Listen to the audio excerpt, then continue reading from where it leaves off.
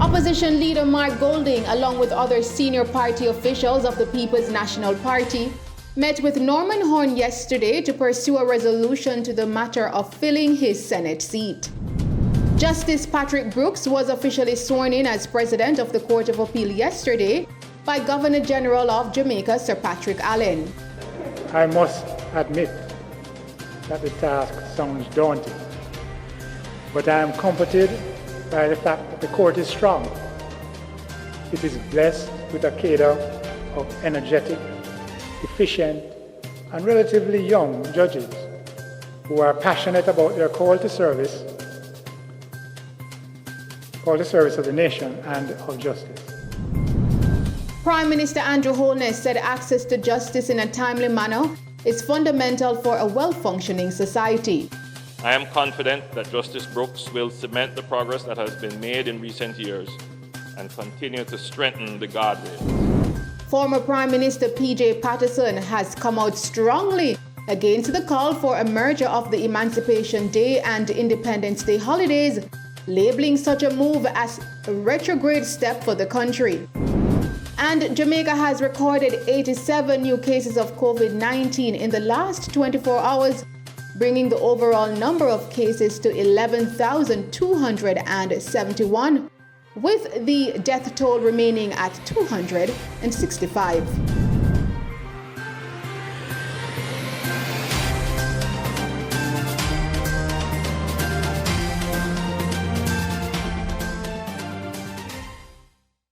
Good evening.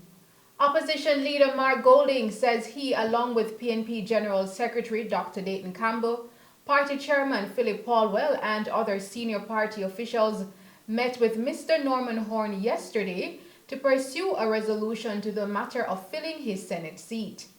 In a statement released earlier today, the opposition leader impressed on Mr. Horn the urgency of the matter and its significance to the orderly running of the Senate, and reminded him of the responsibilities of the leader of the opposition to the state and the Constitution. Opposition leader Mark Golding indicated to Mr. Horn the two options available to him, which were either to A. Make good on his public declaration made in October that he did not intend to be sworn into the Senate and would have shortly sent his letter of resignation to the Governor General to indicate the same, or B. Indicate that he intends to take the oath of office and be sworn in as senator. If, however, he chooses to be sworn in as senator, he should provide documentation evidencing that he has renounced his U.S. citizenship prior to his appointment to the Senate in order to clarify his eligibility. Mr. Horn indicated that he would communicate his decision in due course and gave a commitment to speak again with the leader of the opposition by the end of this week. In the meantime, the opposition leader says he and his shadow cabinet are moving forward in discharging their duties.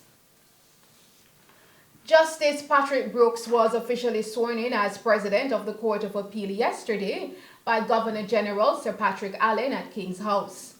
Justice Brooks was also invested with the Order of Jamaica at a swearing-in and investiture ceremony at King's House. In his address, the Governor General said Justice Brooks has been hailed by his colleagues as possessing immense legal talent, while also acknowledging the contribution of former President of the Court of Appeal, Justice Dennis Morrison, who retired on December 4.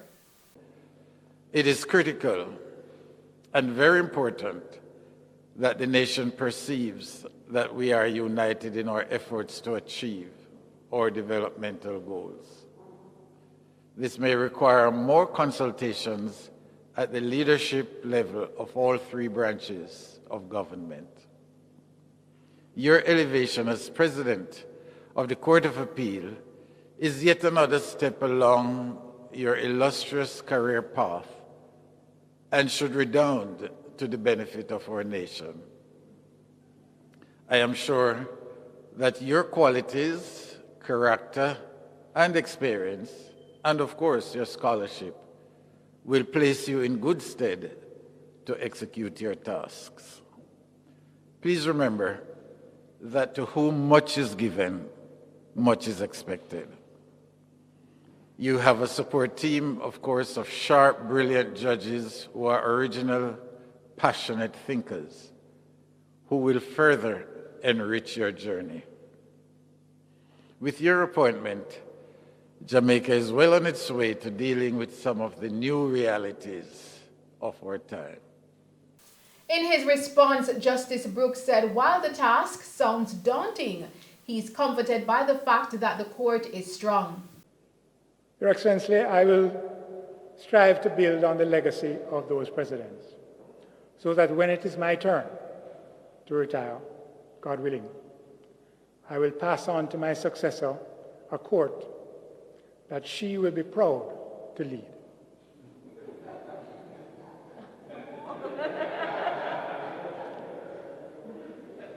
I must admit that the task sounds daunting, but I am comforted by the fact that the court is strong. It is blessed with a cadre of energetic, efficient, and relatively young judges who are passionate about their call to service of the nation and of justice.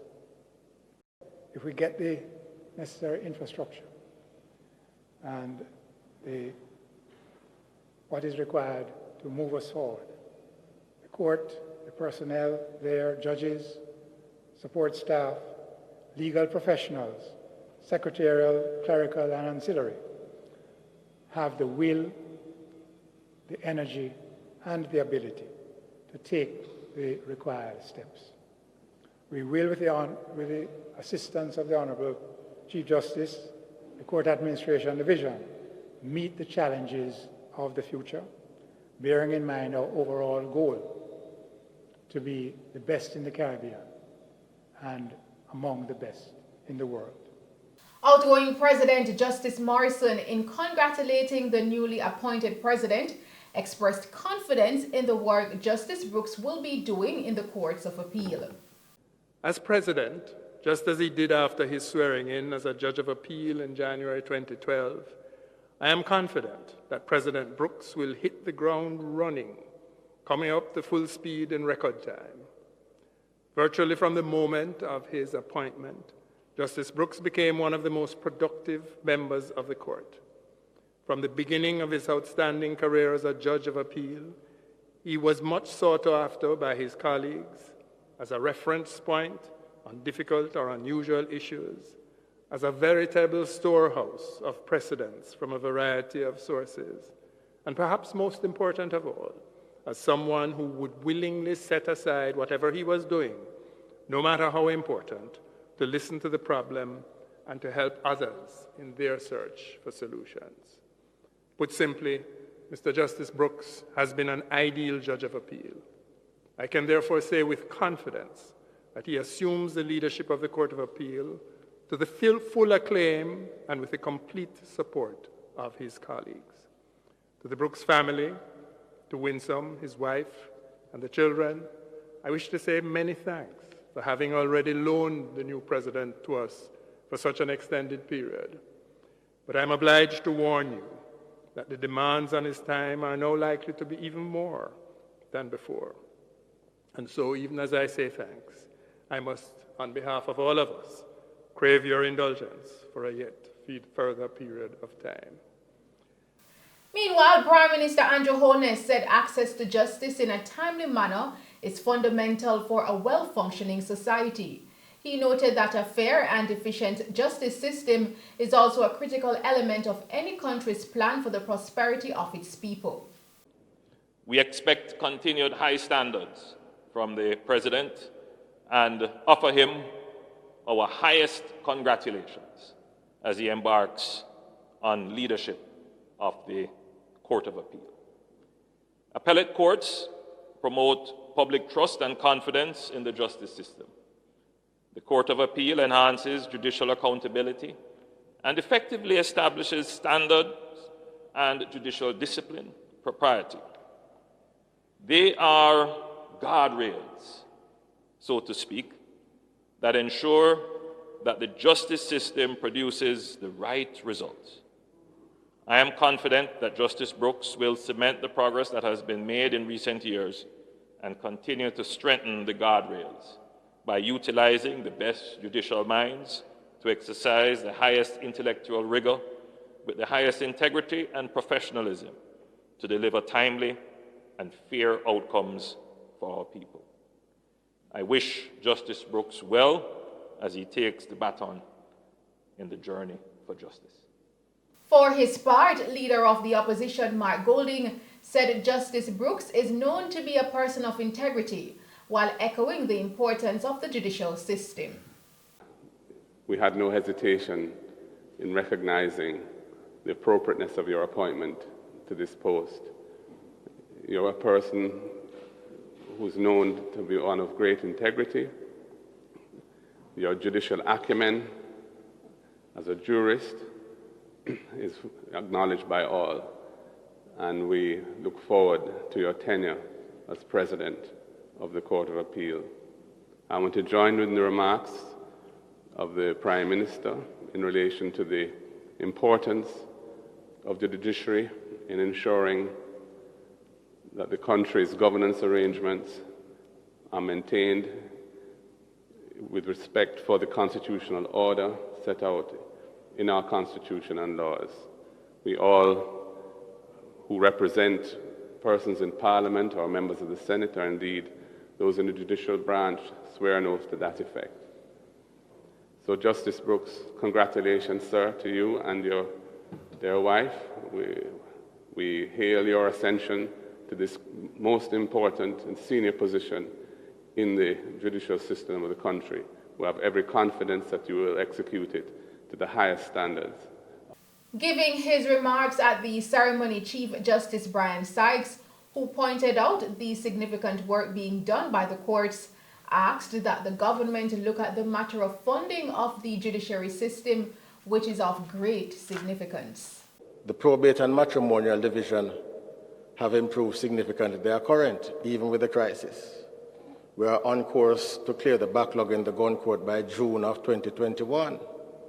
The parish courts are still disposing of cases at a high rate despite the reduction. And the data tells us, certainly up to the end of 2019, that they disposed of 83% of the criminal cases in less than 12 months.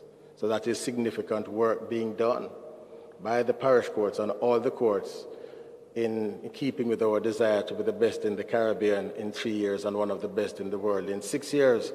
But, Honourable Prime Minister, the question of funding now is of great significance. And so I think what we need now is a rethinking of how we fund the judiciary. And with regard to cuts, I received the distressing news, for example, that the GCMS that we are about to introduce, which will improve efficiency significantly, there's a question there now of budgetary support for an additional year and also to have the training necessary so that the full benefits of it can be realized. So that needs to be funded, as well as the construction of at least the court in Mandeville.